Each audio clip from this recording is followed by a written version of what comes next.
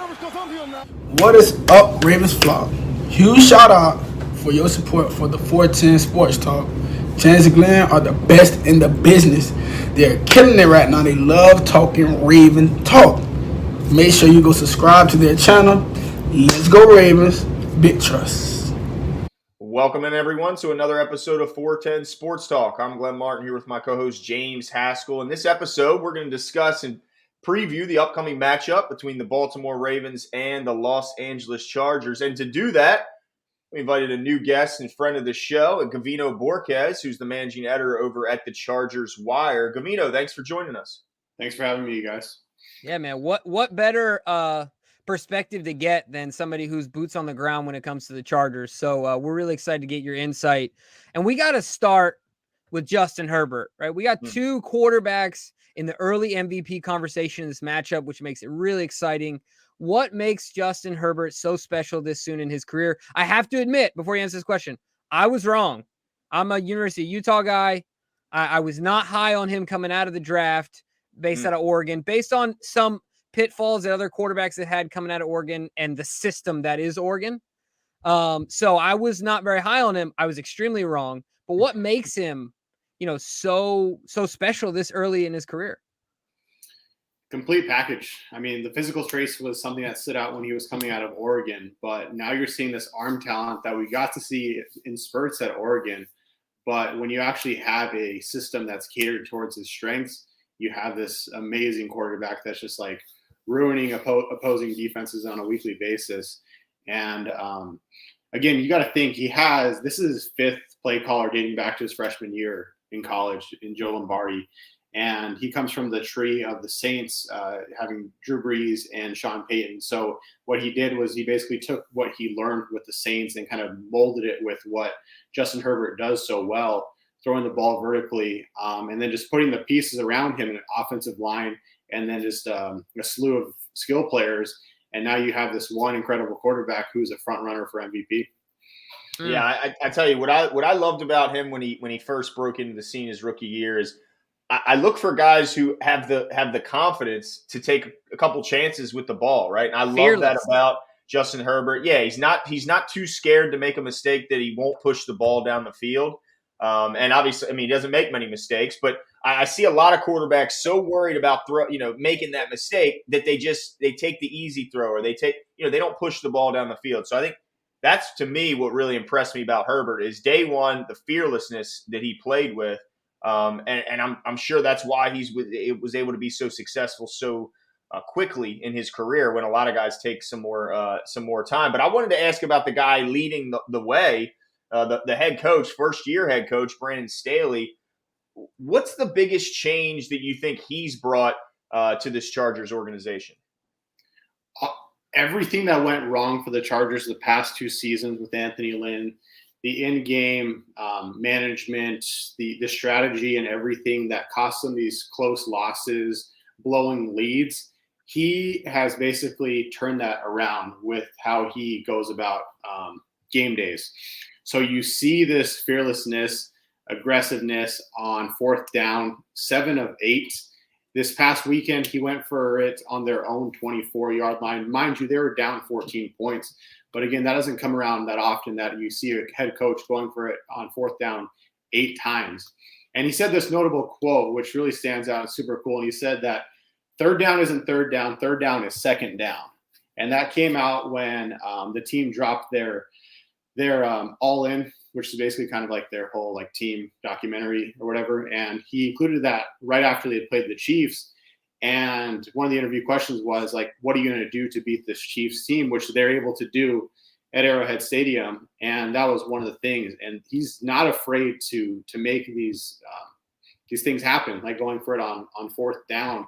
But you could just see the players are oozing confidence with him leading the charge, especially with him only being 38 years old. When you see, like, and you hear his press conferences, and it seems like it's been a thing as of late, social media has just been eating those things alive. They love it. He just recently replied to the whole John Gruden situation, and that's already blowing up on social media. So when he gives you an answer, it's a thorough, long answer. And that's what stood out to me when he was the defense coordinator for the Rams. When he would have his press conferences, he was very thorough with his answers. he didn't look mad to hear a question. You know how like those other coaches are just trying to drop one line, move on. He actually wants to give you a thorough question. I think that's how he is with his players too, and they're all bought in. And just how he goes about it on game days, like he has an analytics team behind him that he brought to the Chargers, and they've had a big say in all these fourth down decisions as well. But again, he is becoming like one of the top head coaches, and he's the front runner for coach of the year. And you can see it with how well the Chargers have been playing. So yeah, you can say Justin Herbert, but Brandon Staley has a big part of their success up to this point. Yeah, big time. I mean, it would be really, really cool to see, and rare, I guess. I don't know if it's ever happened to see two first-year head coaches, back to back. Because Stefanski was coach of the year, right? It was last year was year one, and then, to have the Chargers coach Staley become, the coach this year would be pretty awesome. Now we hope his best coaching job is not this week against the Ravens, naturally. But one of the things I think that the Chargers front office did that was smart this year is they made a concerted effort to revamp that offensive line and protect Justin Herbert. So what can you tell us about the new pieces or just the offensive line as a whole that will present a challenge for the Baltimore Ravens? Yeah, so on the left side, again, you have Rashawn Slater, who is playing like one of the best rookies in the league on both sides of the ball. I mean, you can make that argument. Going up against edge defenders, week one, Chase Young, Montez Sweat, held his own against Micah Parsons, Yannick Ngakoue, Max Crosby, and then recently he went up against Myles Garrett, and that was, quote-unquote, his worst game of the season because he allowed 4 pressures, I believe, and he was accounted for 2 sacks, and one of which was a chip block. So Austin Ekeler basically chipped Garrett, and it forced him inside. And even after the game, he said, no, leave. I wanted to be left on an island with Garrett. Because when he was holding his own. And you see like the technique, the athleticism with him, and just the strength to hold up with a guy like Garrett. He's doing it all. I mean, he's going to be a franchise left tackle, and I think he should have Pro Bowl consideration this year. It stinks because they don't give the Offensive Rookie of the Year award to offensive linemen. You don't see that. But if they did, Slater should be in consideration there. And then as far as the rest of the line, next to him you have Matt Filer. So he played for the Steelers. We know him well. Yep. Through this week, he's been a lot better in the run blocking department than pass pro. So as far as any kind of interior pressure, he's allowed that. He's probably allowed the most pressures among offensive linemen, aside from right tackle Storm Norton, which I'll get to. And then in the middle of the offensive line, you have Corey Linsley, and he's just been the heart and soul. He's been key with Justin Herbert's progress as far as pass pro and the run game. Right guard Ode Ibushi, he suffered a torn ACL early this past weekend. So he's going to be out, and taking his place is Michael Schofield, who did play with the Chargers for 2 seasons. He was in our training camp this year. He was a Raven. Yeah, that's right. So he was with you guys for a little bit. And then right tackle, you have Storm Norton. So Brian Bulaga, again, he's not getting any younger. He's been out with injuries. That's been the case since he signed with the Chargers. So Storm Norton's been manning the right tackle position. And each week that's kind of like the weak area, especially gets to me the right side now with Ode Ibushi out. And that helped a lot with Storm Norton. Now with him being gone, that's kind of going to be the weaker side. And that's going to be an area for the Ravens. If they want to attack, that's going to be the side that they'd want to go to. Yeah. I mean, overall, though, I mean, this isn't your typical Chargers offensive line, because from previous years, you would just see them getting blown up. And again, Herbert did so well under pressure, but even before him, Rivers, he couldn't run, and he was under a lot of pressure. So it's been nice to see like Herbert actually have clean pockets. And again, he's going to get pressured at times, but this has been arguably the best offensive line in probably the past decade, to be honest. Yeah, it seems like every year when the draft comes around and they show the team's needs, it seems like every team needs offensive linemen. They all need tackles, and there was a bunch this year, and there was a bunch of different rankings depending on where you looked. It had Slater here, had other guys above him, but it certainly looks like they knocked it out of the park getting him. Looks like a stud. So hopefully the Ravens can take advantage of that right side, because that left side looks pretty secure there. But behind them is a guy I'm a huge fan of. I agree with his nickname in pound for pound. I think he lives up to the hype as a running back who can do it all. And let's be honest, the Ravens struggled last week with a running back catching some balls out of the backfield, caught a screen for 70 on us. With anything when it came to the running backs. Yeah, and pretty much anything. So Austin Ekeler coming to town scares the bejesus out of me. I'll be honest. I mean, this guy is an absolute monster. So how do the Chargers like to use Ekeler to take most advantage of his unique skill set? Yeah, so Ekeler's been in the backfield quite a bit. So he's actually getting like 85% of the team share or somewhere around that ballpark. But they will have him lined up in the slot out wide as well. But primarily he's been out of the backfield. And earlier in the season, majority of his production came through the running game, but he's actually been used as a pass catcher as of late, and he's had success at doing so. And especially seeing you guys of how you did against the Colts, there's reason for optimism with the Chargers, because if that's how you're going to play against a running back, and Ekeler's better than Jonathan Taylor, they're going to try to get him out in space and against these linebackers. And that's why I feel like the Ravens should be concerned because, again, they're going to try to exploit that area. I know that you guys have dealt with missed tackles. That was an issue as well. But, yeah, with Ekeler, he's going to be used in the running game, but he's also going to be used in the passing game just as much. So. Oh, great. Just another shining moment for Patrick Queen. Outside of him, there's not a whole lot. You know, number 2 is rookie Larry Roundtree. Justin Jackson's hurt. Joshua Kelly, the 4th-round pick of last year, is nothing. So that's like a backfield where it's just Ekeler is the guy. And that's why he makes up the majority of the snaps. And it's good that he's getting involved, because I thought that they would kind of sway away. And you could tell that they're trying to keep the ball in the hands of Justin Herbert. But it's good to see that Ekeler is actually being used in the passing game, because if you think last year with the Saints, you know, Alvin Kamara had such a successful season, and Joe Lombardi being there, so he's trying to use him in that role to utilize his versatility as much as possible. Yeah, and just so you know, the only reason Glenn actually likes him is because he's on his fantasy team. Okay, that's the only reason. But I wanted to continue on the offense, because honestly, it's not just a good offensive line, just a good quarterback and a good running back. You guys have an impressive wide receiver core as well, between Keenan Allen and then of course Mike, Big Mike you got over there. So my question is, what makes this group so tough to cover? Yeah, so when you have Keenan Allen, arguably one of the best route runners, that's already tough in its own. But you have Mike Williams, who's the most productive receiver on this team. And the reason why he is because Joe Lombardi brought over this X receiver role over to Los Angeles, which was formerly played by Michael Thomas over with the Saints. And with Mike Williams, he's being used in the outside, of course, like previous years, but he's using the in slot, and he's not running your typical vertical routes, go out, catch the ball over some defenders, 50-50 ball. He's actually being used with a variety of routes, and he looks comfortable doing it. So he has that physicality. Sure, he's not going to be among the best route runners, but with that physicality and just if he can get slightly open, he's going to catch it, and he's going to have some open space and gain some yards. And again, they're not complex routes by any means, but again, when you have a receiver with those physical traits, you're going to exploit a smaller cornerback. So that's why he's had so much success. He's been open. Again, he has strong hands as it is, so he's catching everything thrown his way, and that's why they're like one of the better 1-2 receiver punches in this league right now, just because the way that Mike Williams is being utilized as opposed to how he was from 2017 all the way on.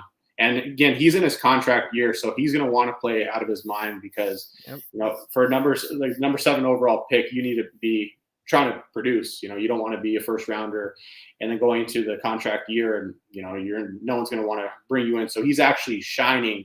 And again, it's going to be hard for the Chargers not to want to bring him back after the season.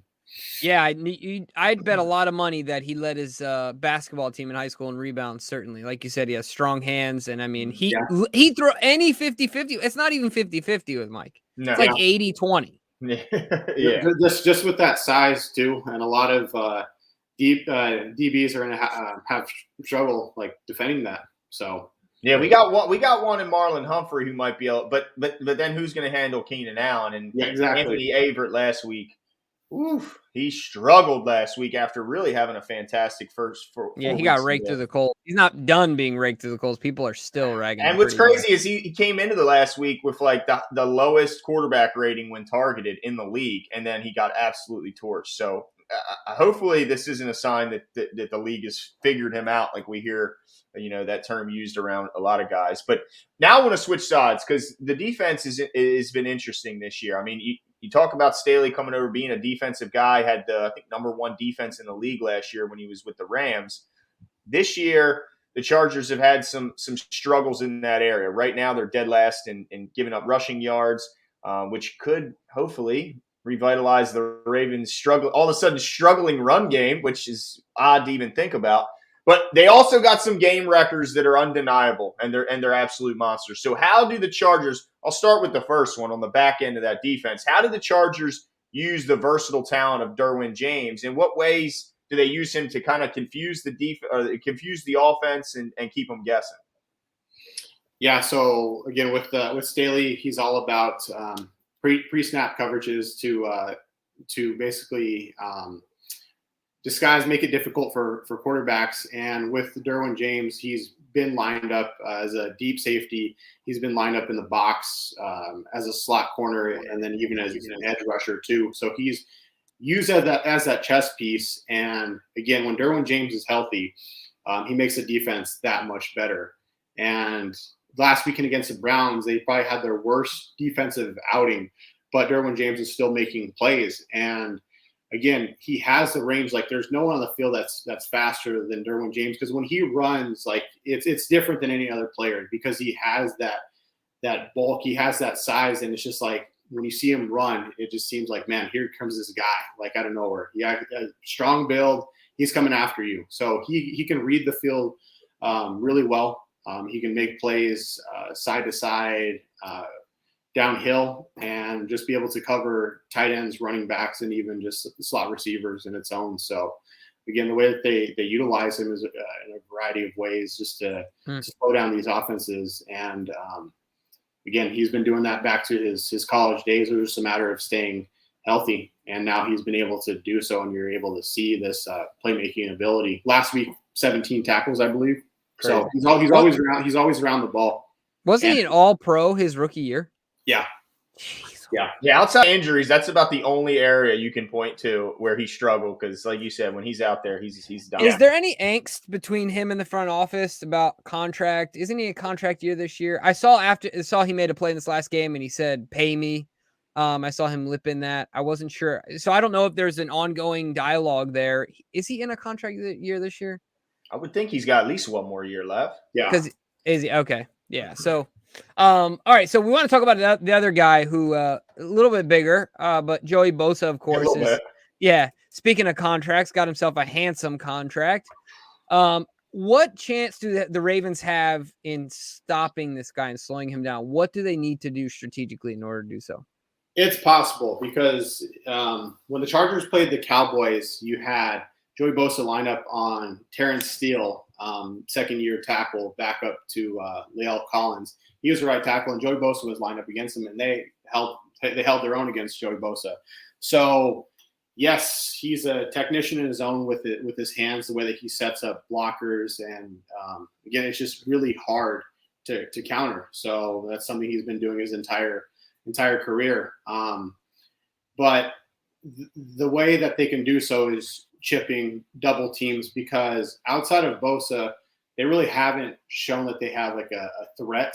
Uchenna Nwosu and Kyler Fackrell, they've held their own. They've gotten to the backfield, but it's not like they have a Melvin Ingram like how we're used to in previous years. Yeah. So again, it's going to be a lot of that.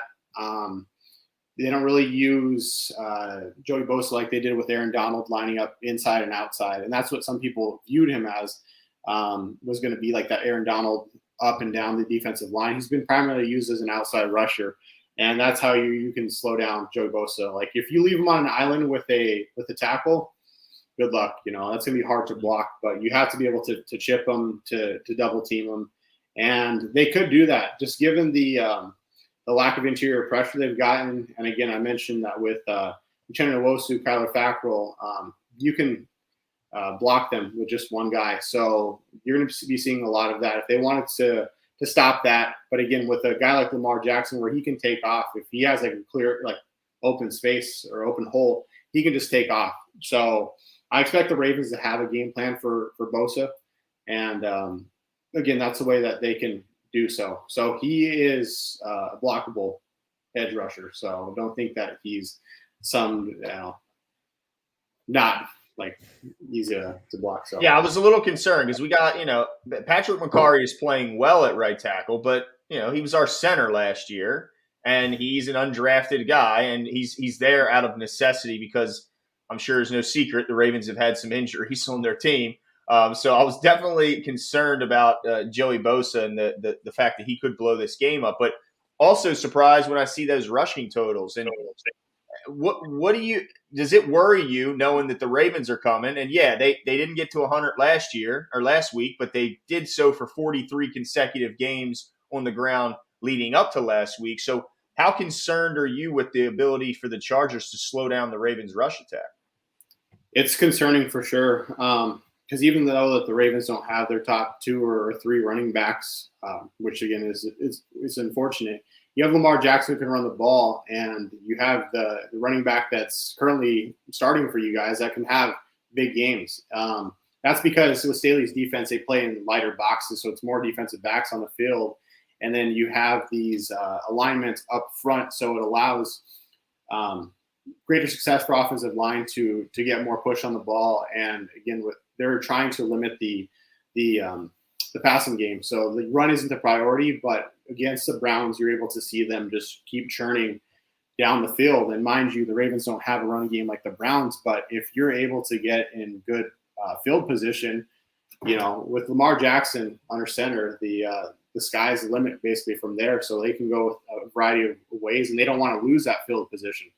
And simply the Chargers don't have the talent on the interior defensive line to take on double teams. They have Jerry Tillery, a former first rounder, who just isn't getting the job done. Sure, he's been fine as a pass rusher, but he just doesn't have the strength to hold his own against double teams.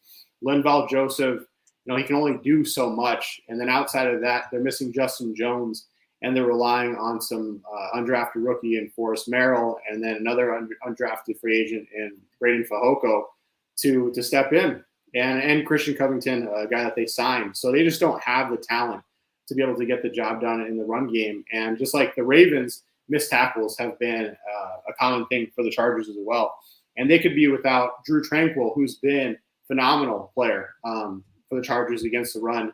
So they're going to be relying on Kaiser White, the only starting linebacker, and rookie Nick Neiman possibly. So if Drew Tranquill doesn't play, again, they're already missing Kenneth Murray. So they're already thin right there. And that's why I worry with this team against the run, especially with Lamar Jackson, who could have a huge game. Yeah, absolutely.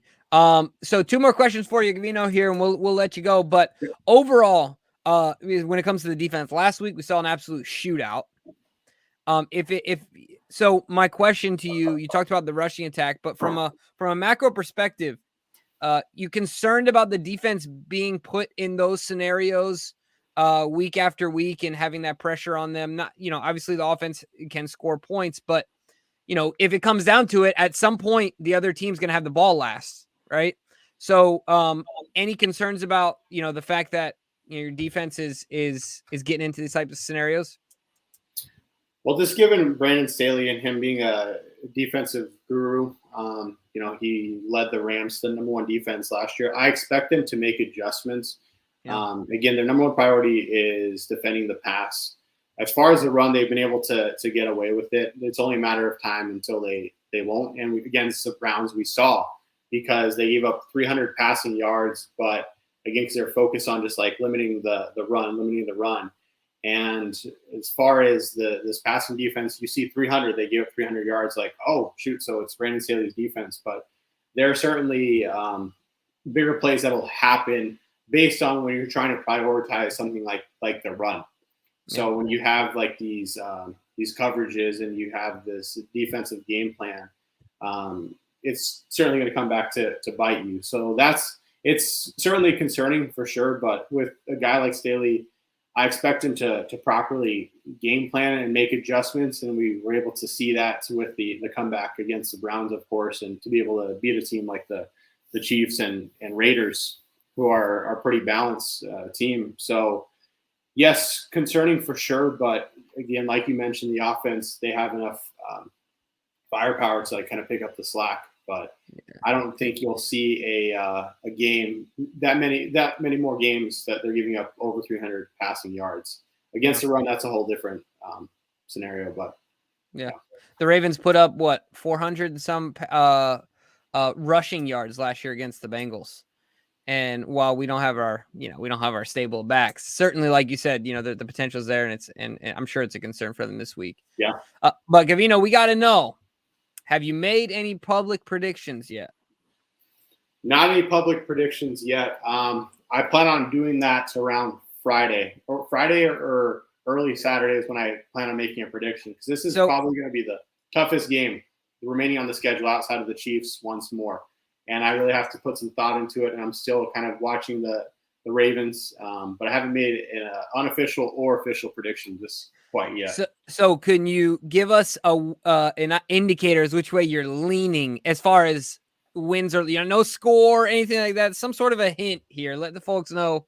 Yeah, watch that second half of that Colts game when you get a chance too. Might make you a little nervous. Not the first half. You can watch the first. You can watch the fourth quarter of the Browns and. Oh yeah. Oh, we're already nervous. Don't worry. Look, all I know is Baker had the ball with a minute and a half left, and he did what Baker always does. That's right. His team down. You give the ball to Lamar with a minute and a half left, we might have a different conversation. Yeah. Well, hopefully they're not put in that position. But I'm leaning towards the Chargers. That's not even trying to be biased or anything like that. What I've seen from this team, and they're just oozing this confidence when they step on the field, and they're just firing on all cylinders. So I'm leaning towards the Chargers, but definitely say that I'm nervous going to this game for sure. And how do they do with have they had any trips where they got to come all the way to the East Coast yet? Nope. The one is just Kansas City. So again, I consider Kansas City to still be a hostile environment. And, I'm sure you can remember that wild card matchup when the Chargers played the Ravens a couple of years back. Come on now. Come on. I forgot it, Gavino. I chose to forget. We might have one of those Uchenna Nwosu strip sacks to close out the game. We're gonna find out. Salt in the wound. Woo! Yeah, we're gonna find out. We appreciate you coming on, man. Thank you so much. Why don't you let everyone know where they can find the stuff that you're working on? Yeah, you can find me on Twitter at Gavino Borquez, and then you can find all the content at the ChargersWire.usatoday.com. Awesome. And make sure you guys go check it out. We don't there's a certain level of quality that we have that we require for folks to come on the show. And if you make the cut, it's because you put out good stuff. So we appreciate it 100%. Thank you so much for your time. It's great work. Go check it out. Have a great night, Gavino, and enjoy the game. Thank you.